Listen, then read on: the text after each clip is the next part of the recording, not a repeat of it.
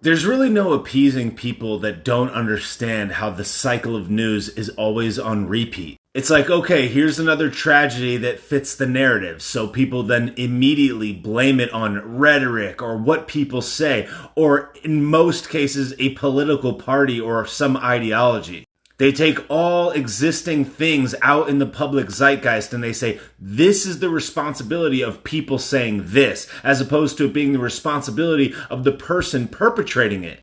While they casually overlook all of the other tragedies that don't fit that same narrative, that can't be weaponized, that they can't comment on and say, look, this caused this and that's why this happened. And as a result, we have to do this, take these rights away from all the other law-abiding citizens because of it. And then if you dare say something about it, well, you're part of it now. You're a person that endorses it. You have no soul. And they can say all the hateful, terrible things at you as a result and co-opt it like it's your fault too. Because it's not the responsibility of a person. You can't blame something that a person does on what other people say. There are tens of thousands of tragic events that happen around the world every year. And if you handpick the ones that you want to use, you could always draw one conclusion to another. And then in this particular instance, of course, the one that's captivating the news cycle because it fits the narrative. They're like, look, this guy's father was in a specific political group.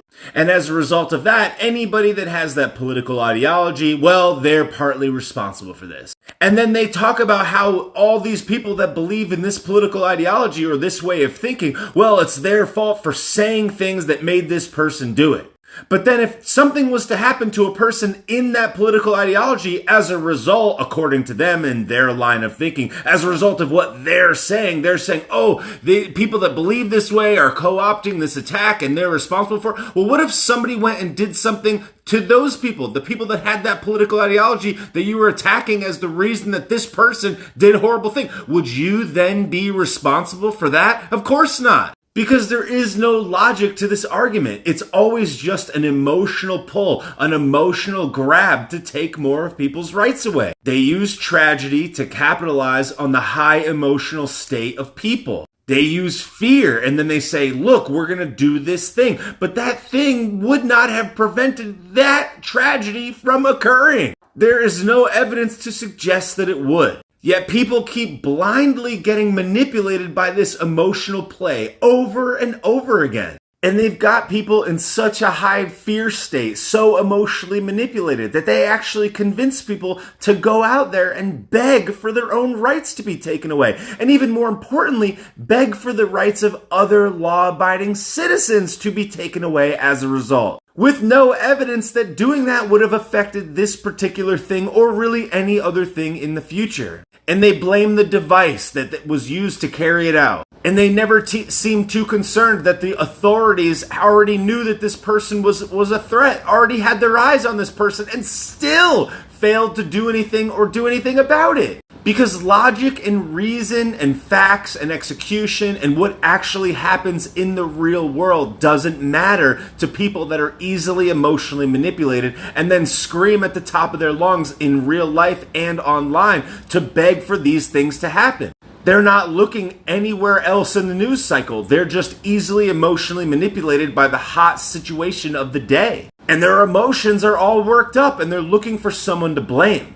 And greedy, opportunistic politicians swoop in to pretend to save the day, to solidify themselves as some type of savior, to gather up some more good boy points, to pretend like they have a solution, to pretend like they would have actually done something, to take the obvious side. This is bad. But people just have such short-term memory, they can't even remember the most recent news cycle. How many times do these politicos and these opportunist talking heads have to come around and promise you something they're about to do and then sell you on it, convince you to beg for it, and then do absolutely nothing? It's just this endless, repetitious cycle. Because in order to take the non-supposed obvious position on a hyperbolic situation, you have to have facts, evidence, history, a convincing argument, the ability to defend yourself, right? You have to be willing to put yourself out there. Most people don't want to do that. So the absolute easiest position to take is to just follow the herd and be like,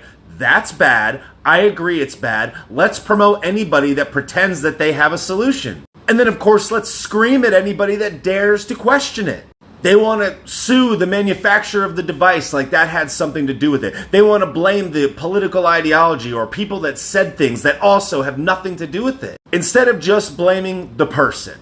Because we live in the jungle. Even though we live in this nice, shiny, polished reality that everybody thinks is safe, we're still in the jungle. And sadly, we will always be in the jungle. But interestingly enough, that's a good thing. Because you can't protect everybody from everything all the time. That's just what happens in a free society. Because living in a free society comes with risks. That's just the reality of it. But what people fail to realize is that living in a not free society is even riskier. So watch them scream and watch them emotionally manipulate people and watch them pretend to have a solution that would have and will not do anything to prevent these things from happening in the future. So just watch who comes to swoop in to the rescue, because what they're doing is emotionally manipulating you to believe that they have a solution as they convince emotionally manipulated people to beg for their rights to be taken away by those exact same people.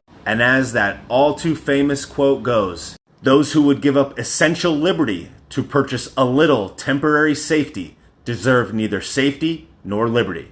Benjamin Franklin.